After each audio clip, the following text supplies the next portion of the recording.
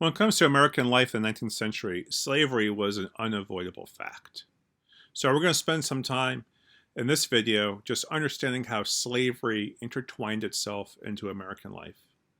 And then in our next video, we're going to explore how various forms of Christianity responded to slavery prior to and after the American Civil War. So slavery is itself embedded in the United States Constitution.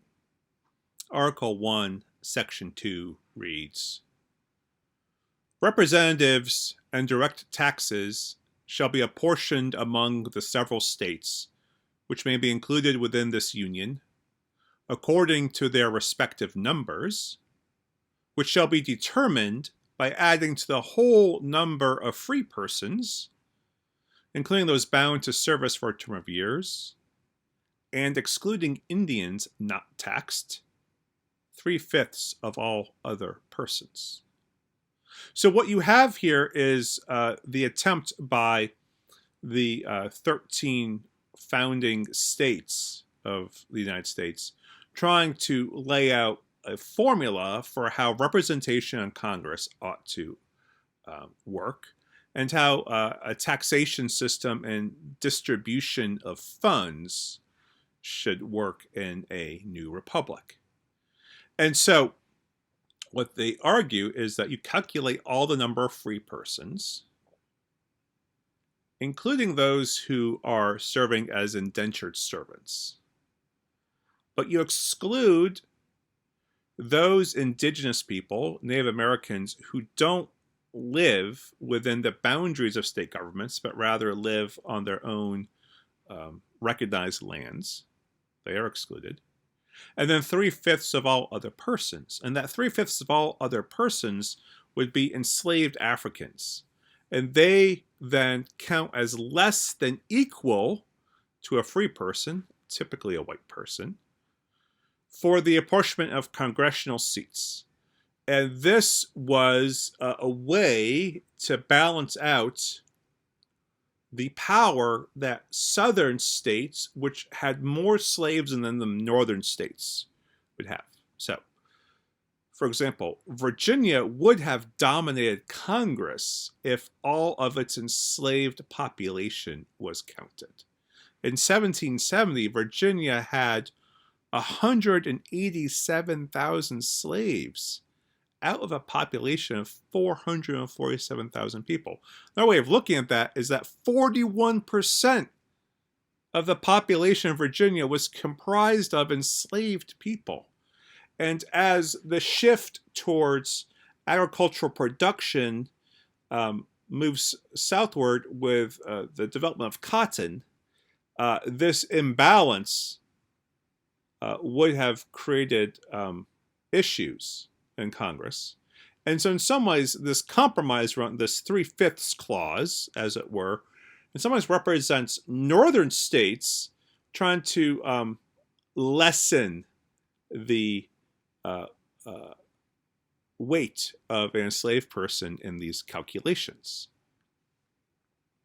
It's important to note in this context that slaveholding exists in virtually every state of the new republic. In northern contexts, slaveholding tended to be domestic and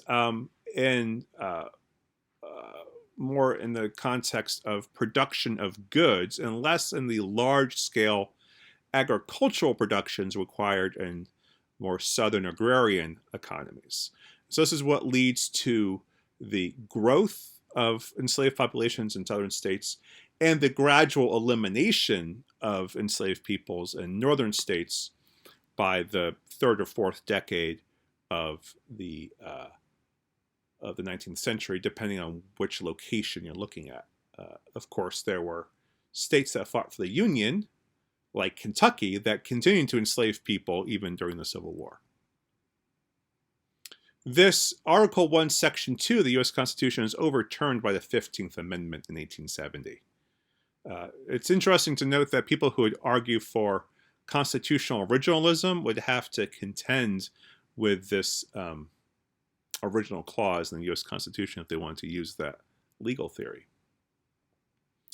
Article 1, Section 9 of the U.S. Constitution permits states with slaves to be admitted to the Union until 1808.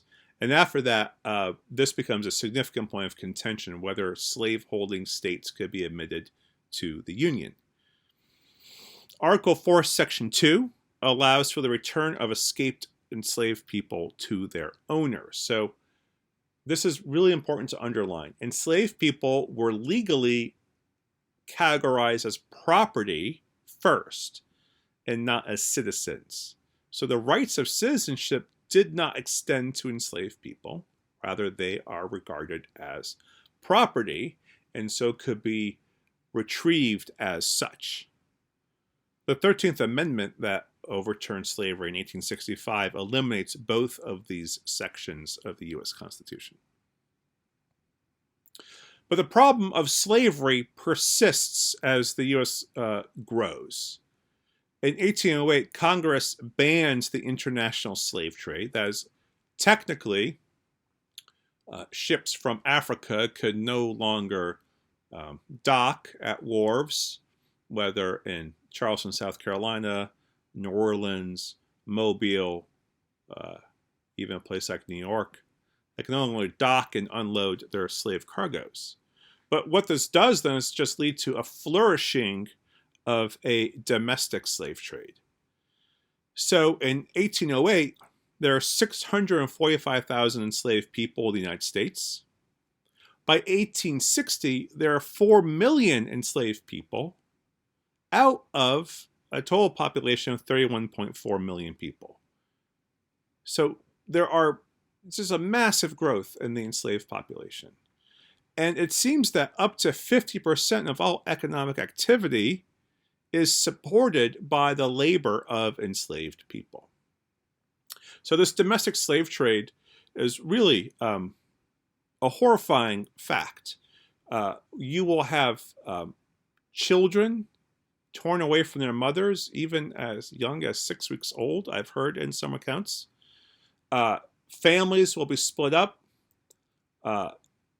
There is a real callousness about this, and there is even instances of forced coupling of enslaved peoples for the sake of the production of more children to be sold.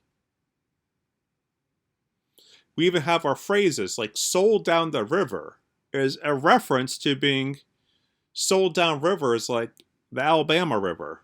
And so that Montgomery, Alabama becomes one of the central depots for the slave trade. So it weaves throughout the American economy.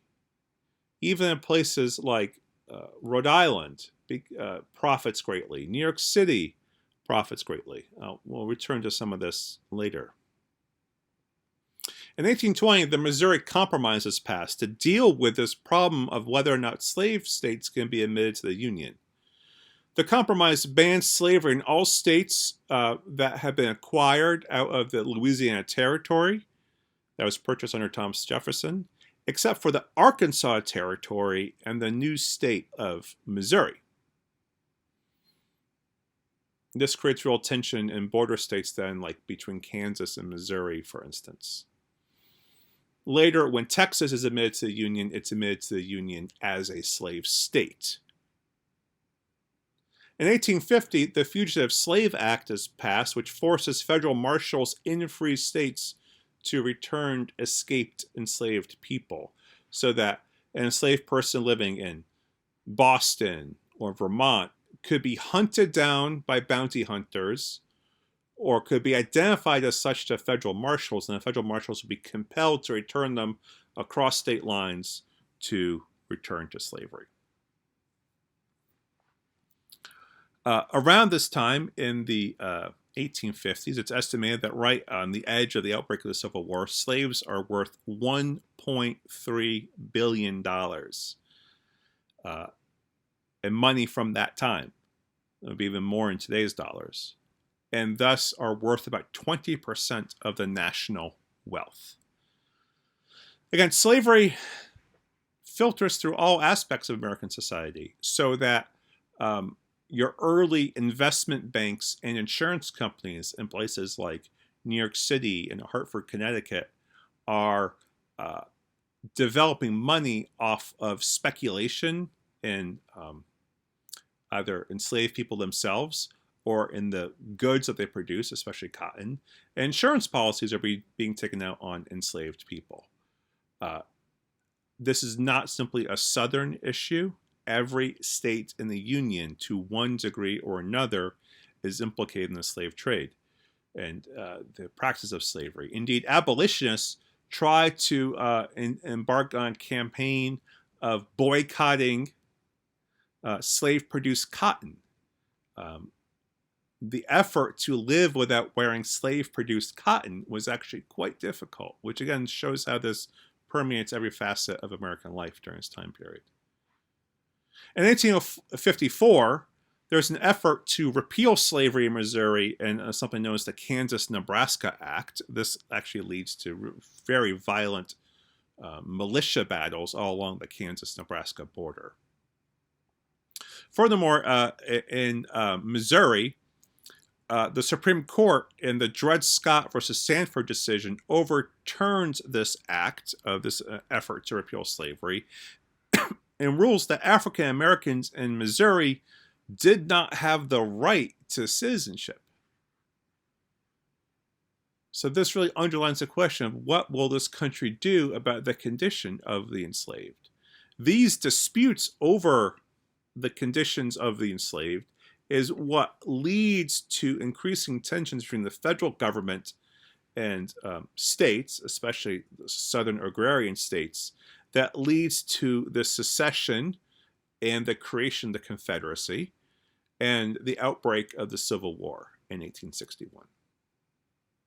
In our next video, we're going to dive a little bit more into how various strands of Christianity deal with the problem of slavery and how they respond in the context of the Civil War.